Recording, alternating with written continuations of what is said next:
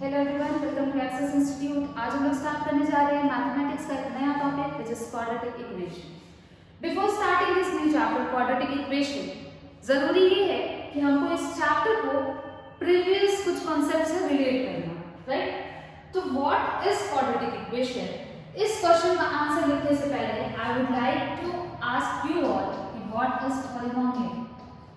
What is polynomial? तो accordingly अगर आप लोगों ने पढ़ा होगा प्रीवियस क्लासेस में, तो polynomial is an algebraic expression that consist of variables, some constants, along with that operators and variables raised to some power, and that power, those powers cannot be negative or fractional. तो on total कुछ ax की power n plus bx to the power n minus 1, something like that, where powers cannot be negative or fractional. So in polynomial chapter we have studied that on the basis of the degree of the polynomial is classified into various categories, and those categories were linear if degree of polynomial is equal to 1, quadratic if degree of polynomial is equals to 2, cubic if degree of polynomial is equals to 3, and so on. So the word of quadratic equation came from here only. A quadratic polynomial can be a quadratic equation. How? There must be some difference, na? Right? Because नया chapter बनाने का क्या मतलब था अगर quadratic polynomial और quadratic equation same चीज होती है? तो अगर हम लोग रिलेट करना है तो क्वाड्रेटिक पॉलिनोमियल हम लोगों ने क्या पढ़ा था? Any polynomial whose degree is equal to 2. तो एक फॉर्म क्या हो सकता है?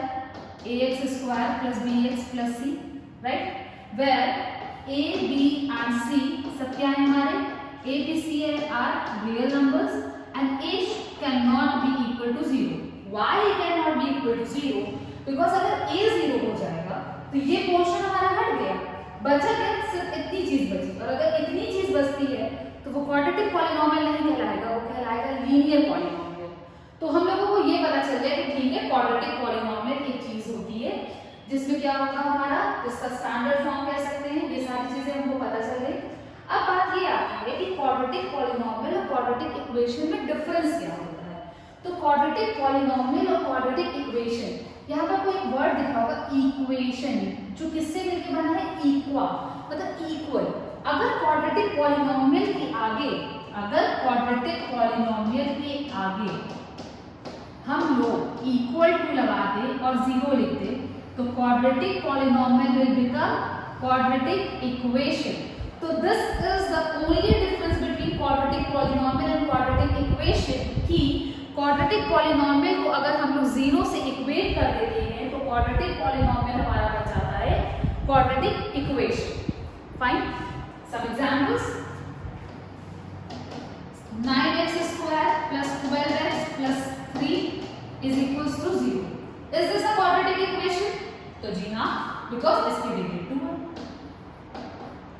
20x square plus 3 is equals to 0. Is this a quadratic equation?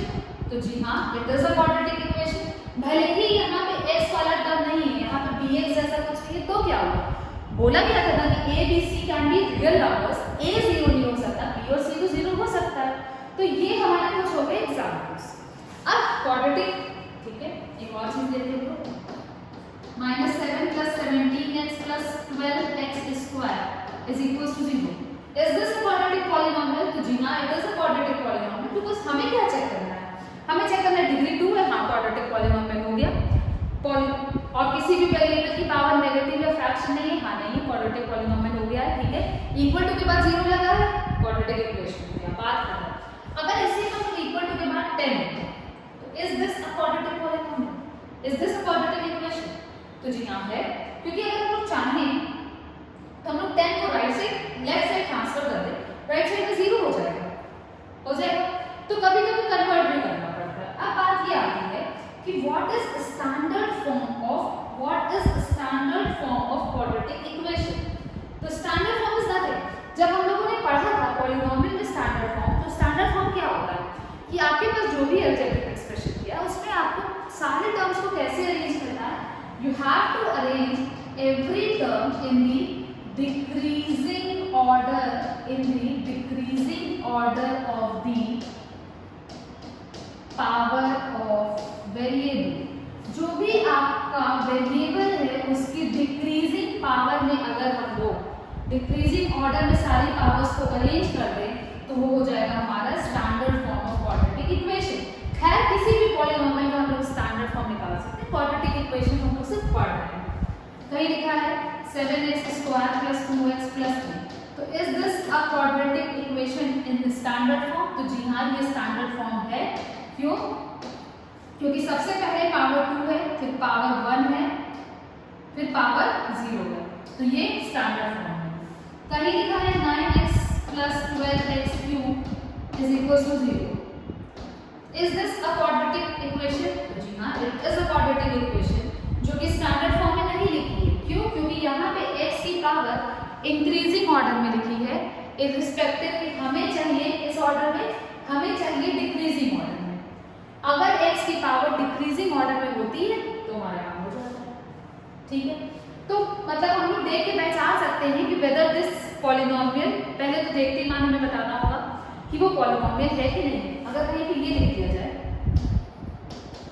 9/x plus x square is equal to 0, आप कहेंगे, दिमाग में आ सकता है कि x स्क्वायर क्वाड्रेटिक होगी, इक्वल टू 0 है, तो क्वाड्रेटिक इक्वेशन होगा। बट यहाँ पे आप ये देखिए कि इक्वेशन बनने से पहले तो उसको पॉलिनोमियल बनना पड़ेगा, और अगर पॉलिनोमियल बनना है तो ये क्या हो जाएगा, इसको हम कैसे लिखेंगे? और पॉलिनोमियल बनने के लिए वेरिएबल की पावर हमेशा पॉजिटिव इंटीजर्स होनी चाहिए, ना कि नेगेटिव या फ्रैक्शन होनी चाहिए। तो ये वाली इक्वेशन, ये एग्जांपल पॉलिनोमियल ही नहीं है तो क्वाड्रेटिक इक्वेशन होने का तो कोई सवाल ही नहीं है। ठीक है, तो all you need to do is कि सबसे पहले आप चेक करिए कि whether it is a polynomial और नॉट। अगर वो पॉलिनोमियल है तो क्वाड्रेटिक है कि नहीं, और क्वाड्रेटिक है अगर तो इक्वेशन है कि नहीं। आगे बढ़ते हैं, रूट्स ऑफ क्वाड्रेटिक इक्वेशन। ये एक नई चीज है। याद करिए हम लोगों ने एक टर्म पढ़ा है प्रीवियस क्लास में, जीरोस ऑफ द पॉलिनोमियल पढ़ा है, zeros of the polynomial.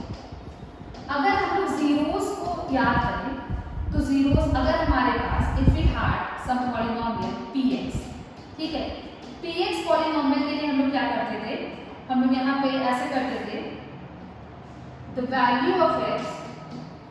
the value of x at which px is equals to 0 is known as zero of the polynomial, right? Zero of the polynomial।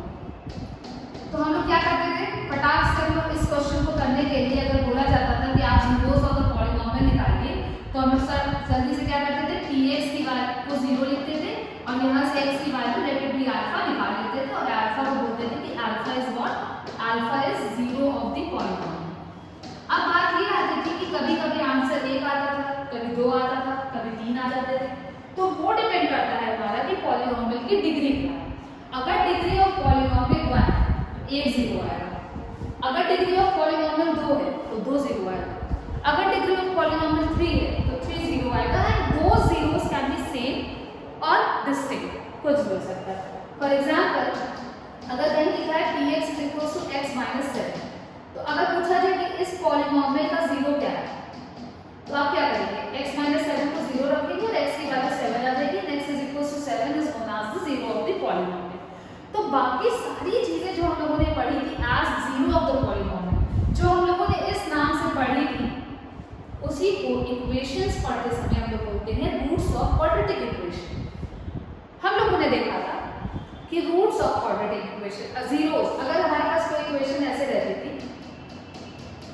ये कोई polynomial रहता था हमारे पास, इसका बोला जाता था 0 निकालो, तो हम लोग जब भी इसको क्या करते थे, 0 से इक्वेट करते थे, उसके बाद यहाँ से x की 2 वैल्यूज निकलती थी, let it be alpha and beta. क्यों 2 वैल्यू निकलती थी, बिकॉज डिग्री इस पॉलिनोमियल की कितनी है, 2 है। जितनी डिग्री उतने आंसर्स, इस वजह से, और ये दोनों सेम भी हो सकते हैं, डिफरेंट भी हो सकते हैं। तो यहाँ पे हम लोगों को पढ़ना तो क्वाड्रेटिक इक्वेशन ही है। पॉलिनोमियल का 0 निकालते समय हम लोग पॉलिनोमियल को 0 से इक्वेट करते थे, फिर आंसर निकालते थे। क्वाड्रेटिक इक्वेशन में पहले से 0 दिया होता है, तो यहाँ पे जब हम लोग निकालते हैं आंसर, तो उसको बोला जाता है roots of the quadratic equation. यही मान लेते हैं ये जो पॉलिनोमियल है x² + 2x + 1 = 0। Is this a quadratic equation? तो जी हाँ, it is a quadratic equation. अब अगर हमारे पास एक क्वाड्रेटिक इक्वेशन है तो जो हमारा स्टेप होता था जिसमें हम लोग पॉलिनोमियल को 0 से इक्वेट करते थे to find the zeros of the polynomial, यहाँ पे हम लोग क्या करेंगे, 0 से पहले से इक्वेटेड है, x की वैल्यूज निकालेंगे। अब वो x की जो वैल्यूज आएंगे उनको क्या बोलेंगे हम लोग, roots of the quadratic equation. Fine. तो यहाँ जो हम लोग जीरोस ऑफ द पॉलिनोमियल के नाम से पढ़ चुके हैं वही उसी का नाम है हमारा roots of the quadratic equation. अब रूट्स निकालते कैसे हैं, सबसे बड़ी बात होती है कि रूट्स निकालते कैसे हैं। तो रूट्स निकालने के हम लोगों को 3 मेथड पता है। सबसे पहला फैक्टराइजेशन मेथड, जो कि आप लोग ऑलरेडी पढ़ चुके हैं जब हम लोग फैक्टराइजेशन चैप्टर लास्ट ईयर पढ़े थे। दूसरा मेथड होता है bye completing the square, which is very simple method, 1-2 steps होते हैं, वहां से हो जाता है। Third method is the most important method is by using quadratic formula. याद कीजिए वो दिन जब हम लोग पढ़ते थे तो आपको क्या लगता था कि अरे यार इतनी बड़ी सी क्वाड्रेटिक इक्वेशन दे दी गई है, अब बैठ के नंबर सोचो कि मिडिल टर्म हम स्प्लिट करते हैं। एग्जैक्टली मिडिल टर्म हमको स्प्लिट करना रहता था, कुछ ऐसे दे दिया। अब बैठ के हम लोग क्या करते थे,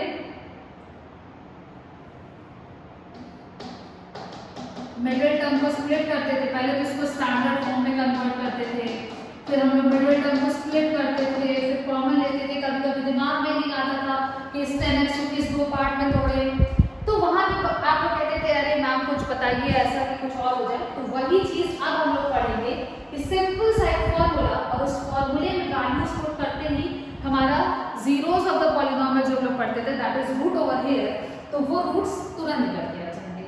तो मेन हम लोगों को फोकस करना है वो है हमारा क्वाड्रेटिक फॉर्मूला, जिसको बोला जाता है श्रीधराचार्य फॉर्मूला। क्या बोला जाता है हमारे, Sridharacharya formula. Being an Indian हम लोगों को ये सारे नाम पता होना चाहिए, श्रीधराचार्य फॉर्मूला। लेकिन फैक्टराइजेशन मेथड आना चाहिए क्योंकि एग्जाम स्पेसिफाई कर देता है कि we have to find the roots of the equation by using factorization method या by completing the square, but main जो है वो हमारा क्वाड्रेटिक फॉर्मूला है। ठीक है, अब कुछ questions, which of the following are quadratic equation.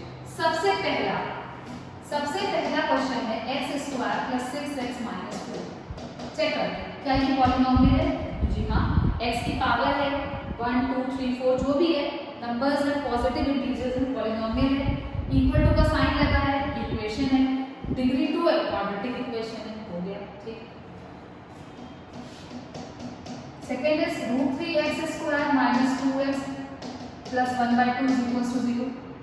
Polynomial है हाँ, क्योंकि x की पावर पॉजिटिव इंटीजर है, इक्वल टू लगा है, हाँ लगा है, क्वाड्रेटिक है, हाँ है, डिग्री 2 है।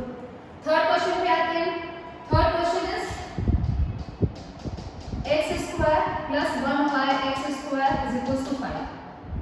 पॉलिनोमियल है जी नहीं, क्यों नहीं है पॉलिनोमियल, ये भी तो बात है ना, क्यों नहीं है, क्योंकि इसको हम लोग लिखेंगे जब इट विल बी लाइक ये, और यहाँ से ये हो जाता है कि x की जो पावर है वो क्या हो गई, नेगेटिव हो गई। x की पावर नेगेटिव नहीं हो सकती है, ये पॉलिनोमियल की सबसे बेसिक कंडीशन थी। और अगर ये पॉलिनोमियल ही नहीं है तो क्वाड्रेटिक इक्वेशन बनने का तो कोई सवाल ही नहीं है। नेक्स्ट, इसको आप लोग बताइए, x की पावर 2 है पहले टर्म में, ठीक है चलेगा, -2x चलेगा। थर्ड टर्म है इसका √x नहीं चलेगा भैया, क्यों, क्योंकि x की पावर यहाँ से कितनी आ गई, x की पावर 1/2 आ गई, और x की power can not be fractional. Polynomial होने की कंडीशन कि powers of variables can not be fractional, और अगर ये फ्रैक्शनल नहीं है, फ्रैक्शनल है यहाँ पे, तो ये पॉलिनोमियल नहीं है, ये पॉलिनोमियल नहीं है, ये है ये। तो सबसे बेसिक क्वेश्चन आपको यही मिलेगा कि you just have to find whether this equation is quadratic equation और नॉट। आगे बढ़ते हैं, अभी हम लोग रूट्स निकालना नहीं सीख रहे। अभी मान लीजिए इसमें बताना है कि हमारे पास सॉल्यूशन दे दिया है। सॉल्यूशन मतलब वही से रूट्स, जीरोस, जो भी आप बोल लीजिए, जो भी आपको सही लगे वो आपका पॉलिनोमियल है। तो सबसे पहला ये x² है, फर्स्ट क्वेश्चन मैं करूंगी, सेकंड आपके लिए होमवर्क है। x² - 3x + 2 = 0। इफ x = 2, अगर हम लोग x की जगह 2 पुट करें, 2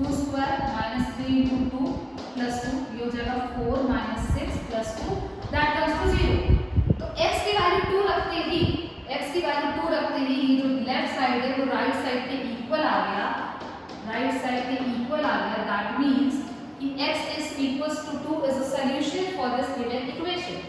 अब अगर हम x की वैल्यू -1 रखते हैं, -1 square -3 into -1 plus 2, 1 plus 3 plus 2 is not equal to 0, is not equal to RHS। That means x is equals to 1 is not the solution of the given equation। तो on total आपको अगर solution दे दिया जाए तो आपको करना क्या है, आपको जस्ट पुट करना है इस वैल्यू को, x की जो डिफरेंट जितनी वैल्यूज हैं सबको पुट करना है और देखना है कि क्या LHS RHS के बराबर आता है। अगर LHS RHS के बराबर आ जाता है तो given value of x is the solution of the equation, else it is not the solution of the equation। इस क्वेश्चन को आपको कंप्लीट करना है। सेकंड पार्ट को फटाफट से स्क्रीनशॉट ले लीजिए।